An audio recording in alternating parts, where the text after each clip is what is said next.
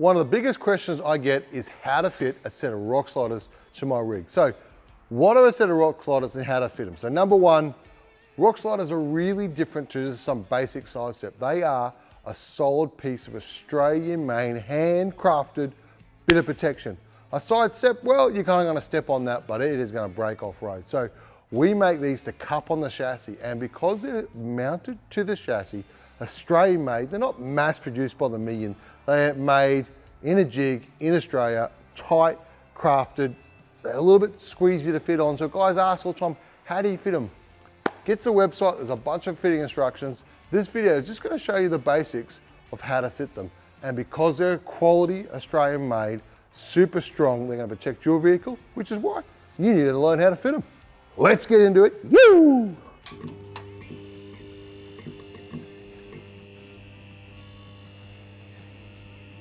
It's pretty simple. You don't need a massive kit of gear, but it helps with a jack purely just to get it on there. We use a workshop jack. You can use a bottle jack.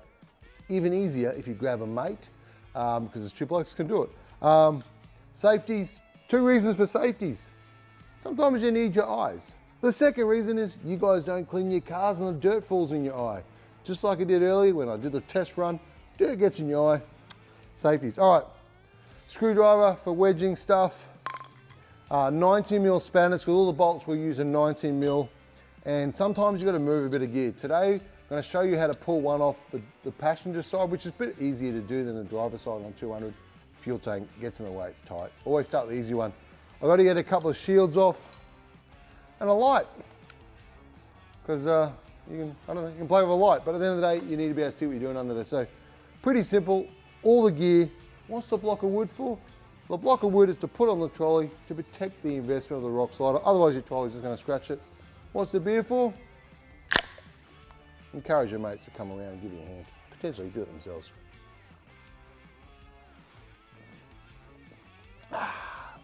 Step one, get rid of the old junk. You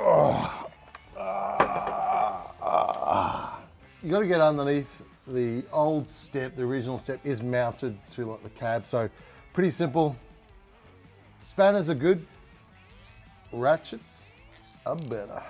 There's a bunch of other heat shields as well. Sometimes there's a little bit of product on the car. We'll explain it to you what's going to come off. But basically, once you've finished unboxing the slider, and when you do that, take your time, don't want to damage it. You just got to prepare the car. So with this in a 200, and other cars are similar, this shield, sometimes there's shield on some of the cars, just protecting things. The bolt is in here. So we're going to pull this off so the bolt can go through the chassis to mount it back up. Pretty easy to do, but you just got to take bits and pieces on the 200. And most cars you don't, but it's not hard. But whatever you do, don't throw your stuff away. Very carefully, you just want to move the last bolt. You don't want to fall on yourself. You see on one of the safeties, that's got very little to do with the old step, and mostly all the dust that Bribey sometimes throws up there. So it is a real pain in the butt being a mechanic and working off dirty four drive, but if you're not using it, you shouldn't be having it. So, oh, nearly done. So basically, that's all it is. It's pretty flimsy. It's just a bit of plastic and some alley, and that just bolts the car. It's not nothing to use. I mean, they just fold. They literally fold. So we're going to chuck them away. Going to keep the old bolts. Going to keep the heat shields. Keep everything just in case. Ready for the scrap, man. Whenever we ship the sliders, we actually ship them with the bolts intact. You can't trace the Australian freight companies, so take your bolts out now. That just helps a bit of freight, just to give you a little bit of integrity. The next step you want to do is just line them up. Place your slider down, roughly where you think it goes on the ground, eye it up. I mean, back and forth, you're not going to know because you never fitted a set before, but lie it on the ground roughly where you think it goes. And this is where your mate would be super handy. The two of you kind of just get it up underneath. What we're going to do here today, we're just going to bring the jack in at one end. It's my mate, because I've got no mates today. It on one end, me on the other, and we're just going to slightly jack it up.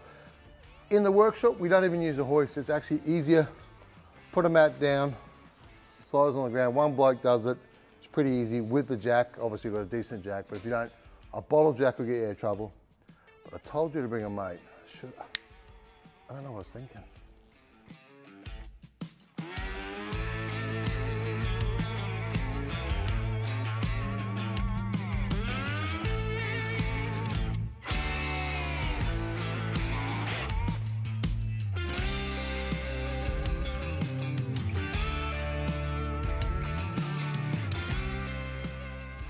Oh. Now, I've done the passenger side on 200 purely because it's a little bit easier. Do the non-fuel tank side on every car first. If it's your first slider, you've never done it before. The fuel tank's super tight and it's a little bit trickier. Not harder, but it is trickier. By doing the passenger or non-fuel tank side in this case, I get to know what was the easier, where it lines up, how to do it, all the bits, which is just a simpler way of doing it. If you do the harder side first, you're gonna be a bit more frustrated. As you saw, it's just lining it up. Literally, I've eyed it up, I've gone underneath. Like it's loose but tight. That's the cupping. It is a little tighter now because it's on there and the jacks help me. Everything's nicely balanced, it's not hard to do. A mate would have been awesome. But at the same time, it's in place. Normally we start with the middle bolt. Once you just get one bolt in, the weight's off. The jack can then be used to type up ends and get it there. That's what it's for. I'm just gonna duck under, get it in place. It's gonna be pretty easy from here.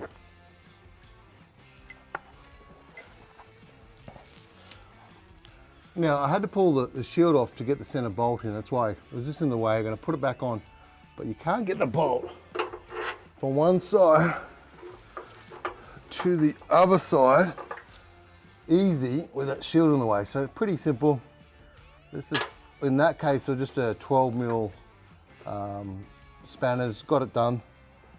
A lot of the nuts, like the front and back on this one, I got a nut welded into the slider because it's too tight. This one's got a nut and a bolt.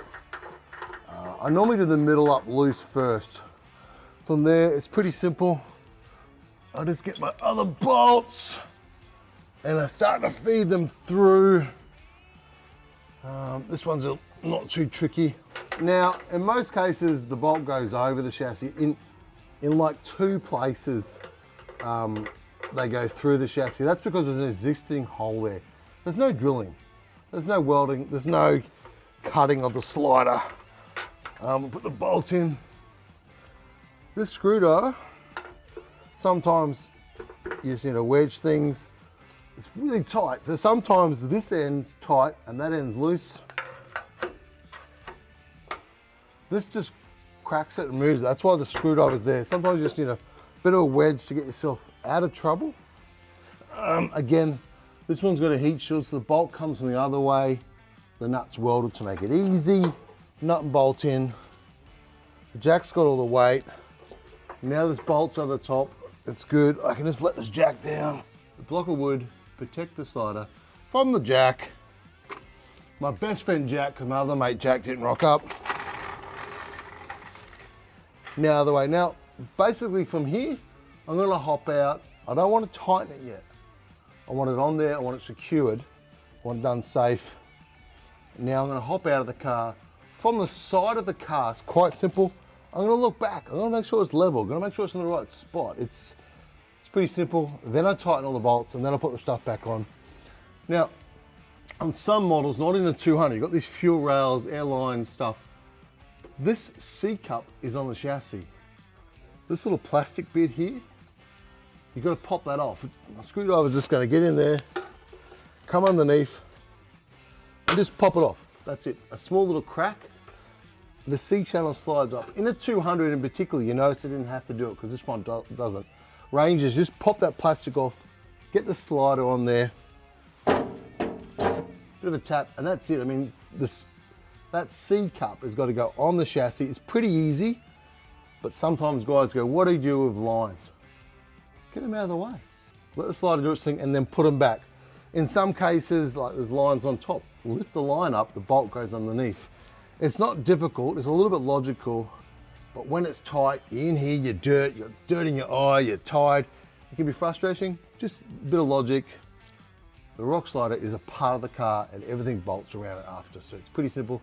Let's go check out the alignment on the side of the car. I just want to make sure she's spot on before I tighten it up.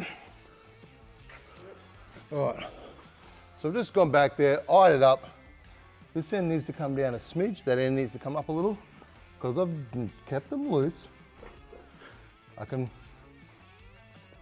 manipulate the balance. Now I'm gonna just, once I'm happy with it, everything's loose, I'm gonna nip it up. The jack's job is to push it back up again. If I need one end a bit higher, a bit lower, that's what the jack, sometimes they're brand new. Steel's got a memory, it's gonna go back to normal. The C-clamp comes up the chassis, it's super tight. We leave about 2 through and we'll play.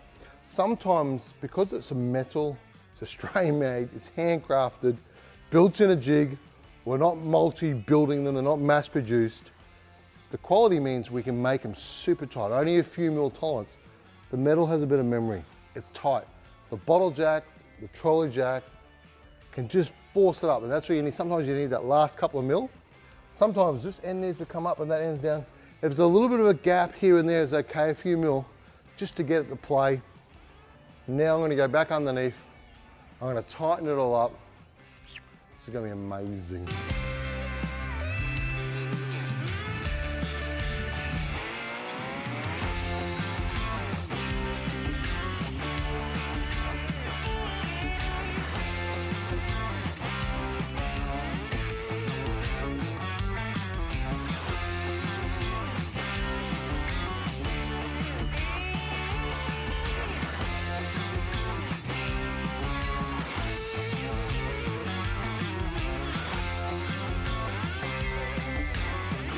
That's it. That's the hard work done. The easy part, the fun part is next, getting off-road and putting them to good use. Not only do you get to admire them and your rig look a little bit tougher, a little bit stronger, and you have spent good money protecting your investment, now you just need to get out there and have a lot of fun.